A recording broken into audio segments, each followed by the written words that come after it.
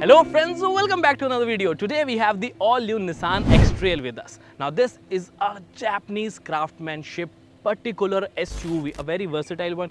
Great mileage with this petrol engine, but there are some flaws, there are some good things. I'll let you know everything about this Nissan X-Trail in a short while.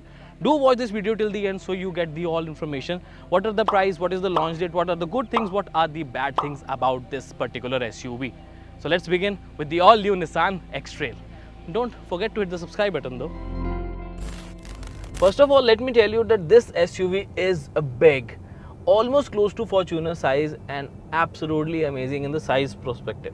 But still, it has a 1.5 litre petrol engine, 3-cylinder. That's with that particular size, you must be wondering that how come this capacity and this much cylinders. But company has played very smart, and they have provided some extraordinary technologies like the variable compression ratio engine. In fact, this is the world's first variable compression engine, and this is absolutely amazing. You know why? Because it can give you the character of two different engines. That's right, you heard it right. When you need the mileage, the compression ratio changes and it gives you a very good fuel economy, and the compression ratio is like 14:1. And yes, this big SUV can give you mileage. I'll talk to you about the mileage in a bit, but let me tell you about the power itself. Now, when you need the power, which means when you accelerate the car, the compression ratio changes to 8:1. For just instance, just comparing it with Creta and Nexon, because these two are popular SUVs. The Creta has a compression ratio of the petrol 1.5 litre turbo engine. The compression ratio is 10.5:1. So that's a very balanced ratio. And if we talk about Nexon, that has a 9.6:1 compression ratio, which is again a very balanced ratio. But with this car, you have the option of two compression ratios, 8:1 and 14:1. 8:1 is used when you need the power. So just switch to the sports mode and enjoy the thrill. Enjoy the 163 PS of power and 300 Newton meters of torque. But now this particular road is not to test accelerations. I'll try to test it again. But if you need sweet mileage, then you have the option of eco mode, and the compression ratio changes to 14:1.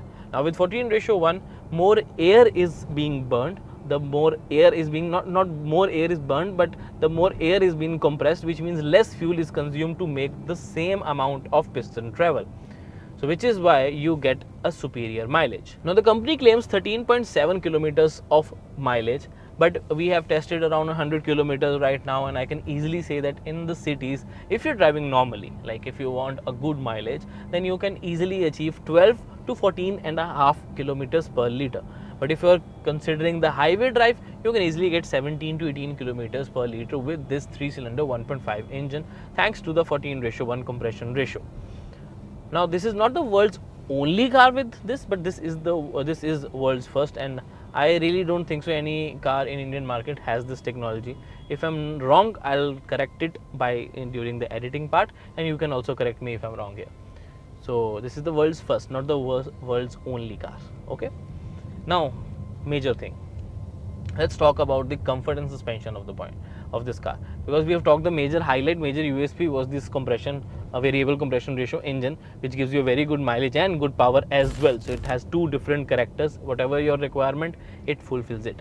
The demand and the supply are managed according to the demand. Now that's a very unique thing. But let's talk about the suspension and overall handling stuff. So suspension wise, it comes on a stiffer side. There are some little jerks, but it gives you a very good stability on the highways. Whenever you're doing triple digit speeds, you mean 110, 120 kilometers per hour, you have that confidence that yes, this car can handle the high speed curves. Now, next, the jerks. So now this is a speed breaker. Then again, you will feel a little jerky. So comfort wise, it's not the best in the lot, that is for sure, especially when you're considering this car's price to be around 35 to 40 lakhs. Now that's a huge price to pay, and then you expect a little more comfort, but unfortunately you're not getting it. So yeah, moving on to the handling, I absolutely love the handling, because the overall steering feedback, the weight of the steering, and again the response of the steering is so accurate, just on point. So I can see this Japanese craftsmanship has worked wonders. Considering one comfort point other than the driving aspect, these seats are fabric seats, not leatherette seats, which is why you don't get ventilated seats here. So in summers, some might feel that yeah, ventilated seats are required, especially when you have paid a hefty amount for this car. This could be a major setback for this car, major reason for not selling, that leather seats and ventilated seats are not present for the premiumness and the comfort respectively. Now this is a 8-step CVT transmission mated with this engine. Now the best part is this is the second generation. The company claims there is no turbo lag at all. But is that true? How is that possible? That the CVT transmission, the character of the CVT has to have some rubber effect. It cannot be like no rubber band effect. But what we have experienced is, yes, they are partially true, because there is some bit of turbo lag, there's some bit of rubber band effect, but I can't say that there is no rubber band effect. Yes, they have reduced it at a very good pace, and a good comparison can be feel when we drive other CVT cars. But again, like, the major thing is that in this price point there is no CVT car to be compared with. The only CVT car I can compare it with at least 10 to 15 lakhs of price, not more than that. So there is no particular car available. I am comparing it with the Creta CVT right now, the Creta IVT. In comparison to that, yes, this is a little smoother, but I would again say this is not like the smoothest, or I would say like it has no rubber band effect, nothing like that. It has that rubber band effect in that, but a very nominal one, so that can be managed. But again, at this price you don't expect this type of lag, this transmission also. But CVT has its own benefits. It's like very low maintenance, very reliable, and again it is a very smooth transition, especially when it comes to downshifting. So there's no jerks at all when you're shifting downwards. But when you're accelerating, so yes, there is a lag. There is small lag for sure. Now, one thing I absolutely love about this car is that the idle start shift technology, or the auto engine cutoff, works very efficiently, very smoothly.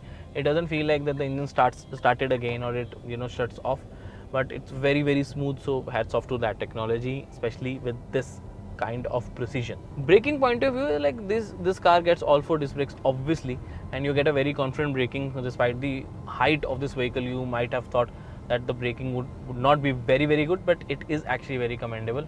So I would say that yes, you get a very good confidence when you're applying braking. But unfortunately, that's a very important part I'm going to talk about right now, is ADAS features. Now you must have noticed there's a camera ahead here which should have ADAS features. There's a blind spot detector on the ORVMs, but again, there are no ADAS features on this car. The international one gets it, but in India, company has decided to disable these features. I really don't know why. They should have provided ADAS features, because the facility is available. That it was all about the software. They just wanted, or they should have given. But I'm like quite disturbed with the fact that this car has the camera, has the sensors, but it is not available for you. It kind of is unfair to me. There's no adaptive cruise control, automatic emergency braking, nothing. There's no button of that. This button is disabled here. So that's a big drawback for me, honestly.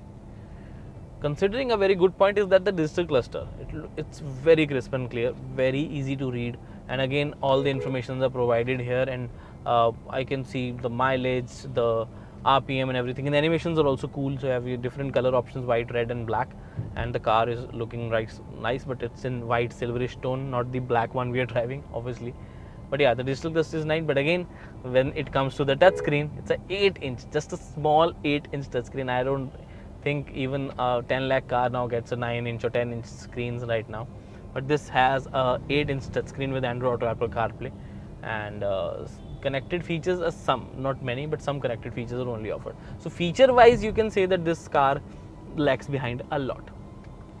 Even the seats, if we talk about, are manually adjustable. I know there's no ventilated seat, but there's no electrical adjustment as well. Only the lumbar support is 2-way electrical adjustable on the driver's seat, and rest, the height adjustable, reclining and slide on both the seats, the driver and the co-driver, are completely manual. So you have to do it yourself. Now let's focus on the features you are getting. Now it has a 8-inch touchscreen, which is small according to the price, but it has Android Auto, Apple CarPlay, wireless connectivity, and again wireless charger is also present, and some connected features are there too. And there is a very good quality 360 camera being offered with you. Now it has different modes, you can just check it out. Different sections are available, and this is very crisp and clear. And better than this is the 12.3 inches digital cluster. The animations are absolutely amazing. The overall crisp and clarity is also very good. So you can definitely rely on this display because you get all the information you need very easily.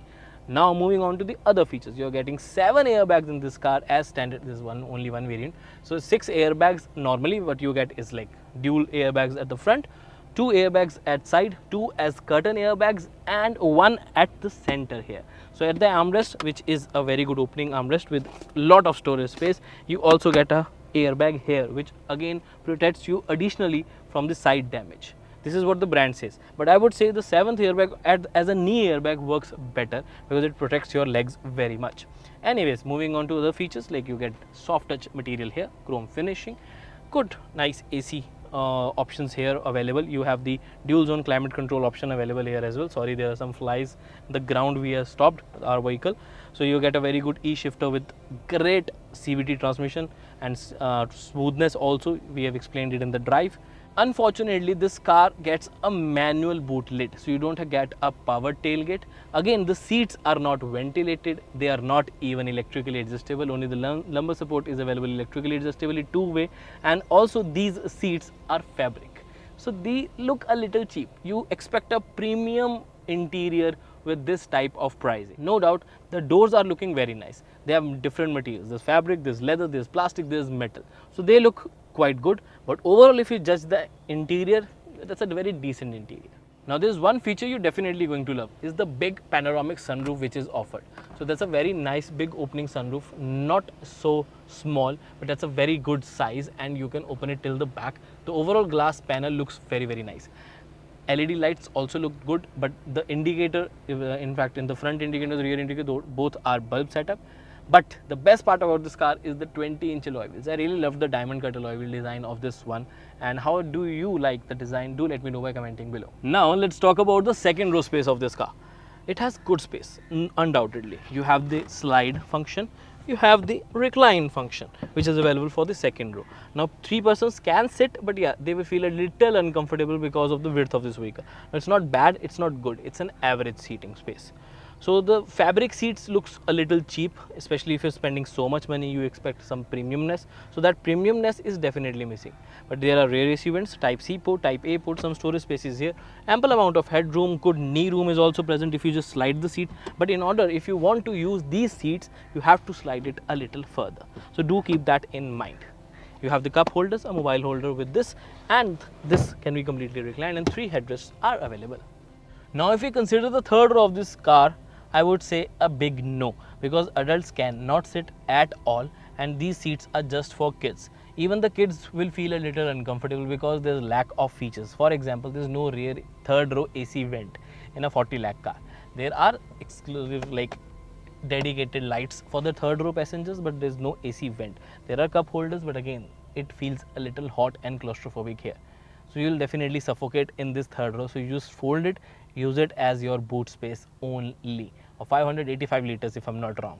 There's an option to slide these seats. I mean, second row seats are slidable and recline option.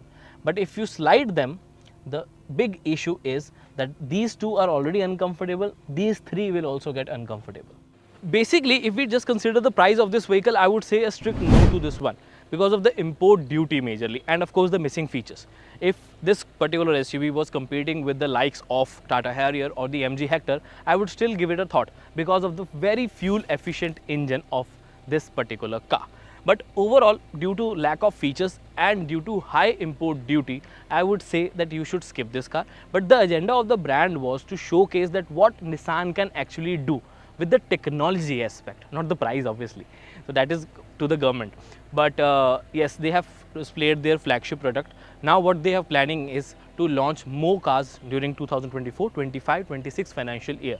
With the Nissan Magnite facelift coming in, there's a new 5-seater SUV, a completely different 7-seater SUV, and an affordable electric vehicle also is coming very soon.